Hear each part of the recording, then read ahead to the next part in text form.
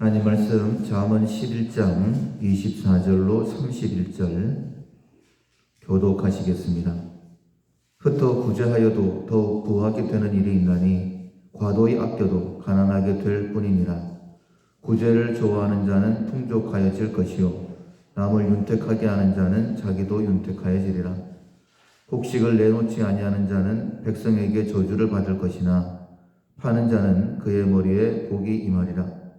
선을 간절히 구하는 자는 은총을 얻으려니와 악을 더듬어 찾는 자에게는 악이 임함이라. 자기의 재물을 의지하는 자는 패망하려니와 의인은 푸른 잎사귀 같아서 번성하리라. 자기 류를 지혜롭게 하는 자의 소득은 바람이라. 미련한 자는 마음이 지혜로운 자의 종이 되리라. 의인의 열매는 생명나무라. 지혜로운 자는 사람을 얻느니라. 보라, 의인이라도 이 세상에서 보응을 받겠거든 하물며 악인과 죄인이리요. 아멘. 다른 사람에게 준다 하는 제목으로 함께 은혜를 나누겠습니다. 4월 우리가 훈련하고 있는 품성은 만족입니다. 내 삶에 필요한 모든 것 하나님께서 다 예비해 놓으셨다.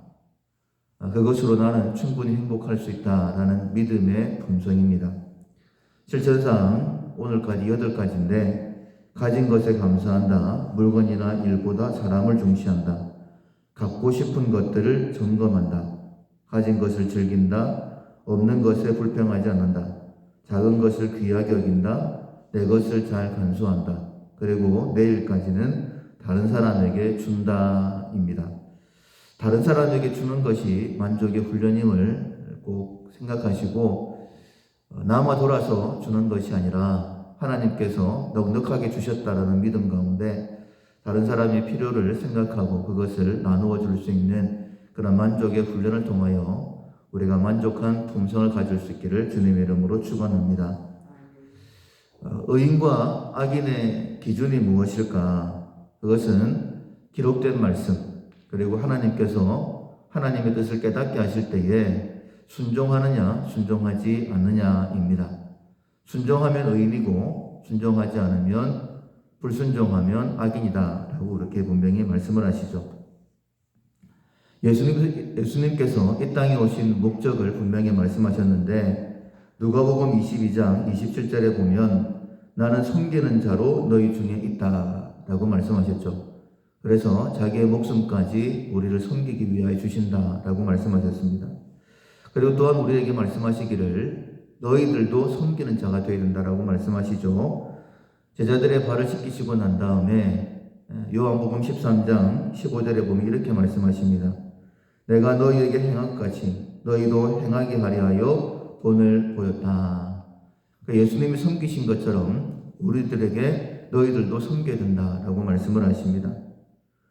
그리고 마태복음 23장 11절에 보면 너희 중에 큰 자는 너희를 섬기는 자가 되어야 하리라 라고 말씀하셨어요. 하나님 앞에 귀하게 세움받았을수록 하나님의 뜻을 깨달았을수록 하나님 앞에 큰 자일수록 더 많이 섬긴다 라고 그렇게 말씀을 하신 것입니다. 오늘 본문은 섬기는 삶, 나눠주는 자의 삶에 대해서 굉장히 다양하게 말씀하고 있는데 본문 25절에 보면 구제를 좋아하는 자라고 말씀을 하시고 또 하반절에 남을 윤택해 하는 자, 그리고 26절에는 곡식을 파는 자다라고 말씀을 하셨고 27절에는 선을 간절히 구하는 자, 그 사람을 28절 하반절에 보면 의인이다 라고 하셨고 29절 하반절에는 마음이 지혜로운 자다 이렇게 표현을 했습니다. 반대로 악인은 어떤 사람인가? 26절에 보면 곡식을 내놓지 아니하는 자, 27절 하반절에 악을 더듬어 찾는 자, 28절에 자기의 재물을 의지하는 자, 29절에 자기 집을 해롭게 하는 자, 그리고 하반절에 보면 미련한 자다 이렇게 표현을 했습니다. 둘 중 한 편에 서야 한다면 어느 편에 서기를 원하십니까? 만약에 둘 중 한 편에 서 있다라고 한다면 내가 내 자신을 점검한다면 나는 어느 편에 서 있다라고 생각을 하십니까? 당연히 반드시 의인의 삶을 살아야 합니다. 왜냐하면 하나님께서 다 보고 계시죠. 공의의 하나님이십니다. 우리의 겉모습뿐만 아니라 우리의 속 생각까지 감찰하시고 공의롭게 벌을 줄 만한 사람에게는 벌을 주시고 상을 주시는 만한 사람에게는 상을 주시죠. 그래서 의인의 삶, 악인의 삶을 쭉 말씀하시고 난 다음에 당연히 너희들이 의인의 삶을 사는 것이 마땅하지 않겠느냐, 우리의 마음에 도전을 하시고 난 다음에 마지막 31절에 보면 이렇게 말씀을 하시죠. 보라, 의인이라도 이 세상에서 보응을 받겠거든 하물며 악인과 죄인이리요. 하나님은 심판하신 하나님이시다라고 우리에게 말씀하고 있는 것입니다. 하나님의 심판을 기억할 때마다 우리는 바른 삶을 살게 되는 것이죠. 의인이 받게 될 상에 대해서는 이렇게 말씀을 하십니다. 24절 하반절에 보면 더욱 부하게 된다. 그리고 25절에 보면 구제를 좋아하는 자는 풍족하여질 것이요 남을 윤택하게 하는 자는 자기도 윤택하여질 것이다. 26절 하반절에 보면 그의 머리에 복이 임할 것이다. 27절에 선을 간절히 구하는 자는 은총을 얻는다. 28절에 의인은 푸른 잎사귀 같아서 번성한다. 30절에 의인의 열매는 생명나무라 지혜로운 자는 사람을 얻는다. 이렇게 말씀을 하셨죠. 참 복된 사람의 모습이다 라고 우리가 느껴집니다. 반대로 악인이 받는 벌에 대해서 이렇게 말씀을 하십니다. 24절에 하반절에 보면 과도히 아껴도 가난하게 될 뿐이다. 26절 곡식을 내놓지 아니한 자는 백성에게 저주를 받는다. 27절 하반절에 악을 더듬어 찾는 자에게는 악이 임한다. 28절 자기의 재물을 의지하는 자는 패망한다. 29절에 자기의 집을 해롭게 하는 자의 소득은 바람이다. 미련한 자는 마음이 지혜로운 자의 종이 될 뿐이다. 이렇게 말씀을 하시죠. 하나님은 공의 하나님이시다라고 먼저 말씀을 드렸습니다. 정확하게 우리를 판단하시는 분이시죠. 언제나 우리가 주님 앞에 나아가게 되면 믿음이 준비되는 것만큼, 믿음의 그릇만큼 하나님께서 우리의 삶을 채워 넉넉하게 해 주십니다. 그릇이 준비되지 않으면 아무리 많은 것이 하늘로부터 쏟아 부어진다 할지라도 채울 수가 없는 것이죠. 그래서 말씀하시는 거예요. 의인도 이 땅에서 보응을 받는다. 하물며 악인과 죄인일까? 이렇게 말씀하시는 것입니다. 중심을 정확하게 판단하신 하나님 앞에서 오늘 하루 우리가 특별히 다른 사람에게 나누어주는 훈련을 통하여 만족한 품성을 가지는 자 되기를 원합니다. 앞서 말씀을 드렸던 것처럼 남아 돌아서 나누는 것 아닙니다. 그것이 하나님의 뜻이기 때문에 또 그렇게 살아갈 때에 하나님을 의지하고 나누는 훈련을 하게 될 때에 우리는 하나님의 풍성하심을 더 많이 경험하게 될 것입니다. 그리고 하나님을 경험함으로 말미암아 또 더 많이 나누게 될 것입니다. 이런 만족한 삶을 사는 사람이 가장 행복한 사람, 가장 복된 사람이다라고 우리가 함께 말씀을 나누었습니다.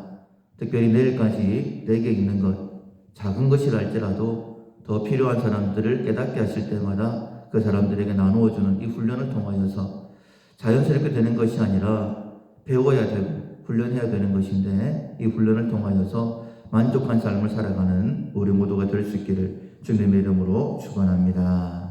아멘. 찬송가 344장 믿음으로 가리라.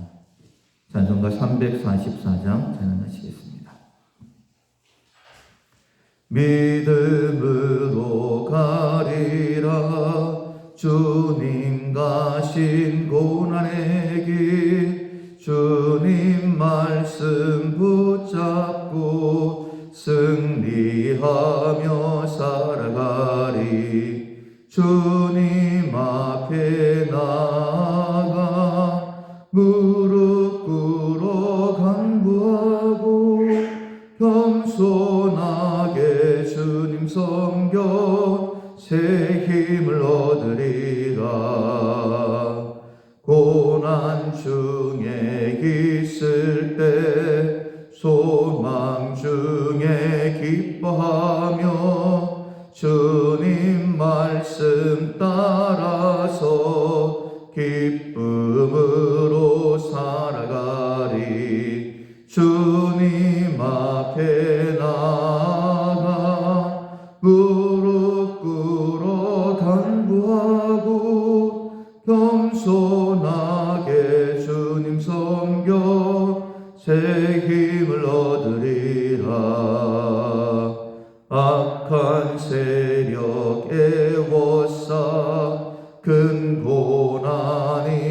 닥쳐와도 주님 말씀 붙잡고 권능으로 물리치리. 주님 앞에 나가 무릎 꿇어 간구하고 겸손하게 주님 섬겨 새 힘을 얻으리라. 아멘. 말씀을 기억하면서 먼저 자기 자신을 위해서 기도하겠습니다. 오늘도 말씀을 깨닫게 하셨는데 하나님의 뜻대로 만족의 훈련 기억하고 할 수 있도록 도와주십시오.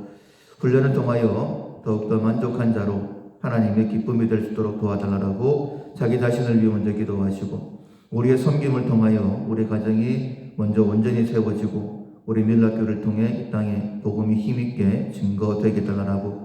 참 어려운 때를 지나고 있습니다. 그러나 합력하여 선을 이루신다라고 말씀하셨는데, 순종하는 우리를 통하여 온 땅이 하나님 앞에 더 세워지는 그 선을 볼 수 있도록 도와달라고 온 땅을 위해서, 교회의 사명을 위해서 기도하시고, 특별히 우리 중에 한 영혼들이 있습니다. 하나님 붙들어 주시고 주님 바라보게 하시고 온전히 회복되어서 하나님의 영광을 위하여 귀하게 한번 쓰임받게 달라고, 우리의 기도가 필요하신 분들을 위하여 중보기도 하시고, 우리 밀락교회 빛되어 전하는 교회로, 그리고 신년을 선포하는 교회로 세워나가게 하시기 위해 우리를 불러주셨는데 예수님의 마음으로 하나 되게 달라고, 서로의 약점을 도와주는 우리 밀락교회 되게 달라고 기도하시고, 각자 기도 제목으로 기도하겠습니다.